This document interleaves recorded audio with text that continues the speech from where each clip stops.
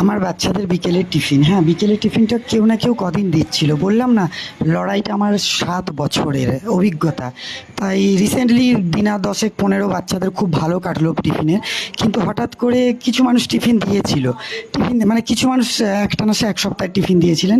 তারা আবার হঠাৎ করে মানে পার ডে বাচ্চাদের জন্য শুধু একটা কলা একটা বিস্কুট এইটুকু টিফিন, সেটাও তাদের এত খুঁতখুঁতানি এত রকম, বাধ্য হয়ে তাদের টিফিনের অর্থ আমি ব্যাক করে দিলাম।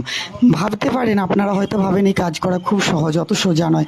হয়তো ভিডিও দুদিন দেখেই মানুষ ভাবছিল এই তো ছোটোর পাশে বাচ্চাদের পাশে বদল দাঁড়াচ্ছে, কিন্তু কাজ অতটা সোজা নয়। সেই আমাকে লড়াই করে যেতে আমার ইদানিং আমি নিজেই টিফিন দিচ্ছি, আমার নিজের খরচা থেকে সেই ভিক্ষা চেয়ে, সেই পার্লারের সামান্য ইনকাম, সেই পার্লারের লোক নেই জন নেই, তবু আমি কাজ করে যাচ্ছি, কাজ করে যাবো, হার মানি না। হ্যাঁ, খারাপ লাগলো যে বাচ্চাদের খাবারের পয়সা দিয়ে ফেরত নেওয়াটা তারা পারলো কি করে। যাই হোক, সকলে ভালো থাকুন, পাশে থাকুন, আশীর্বাদ করুন আমি যেন সুস্থ থাকি, আমি এদের জোগাড় করতে পারি, যত এদের পরিবার সহযোগিতা করবেন। সবাই আবার বলে দাও হ্যাপি বার্থডে অস্মিতা।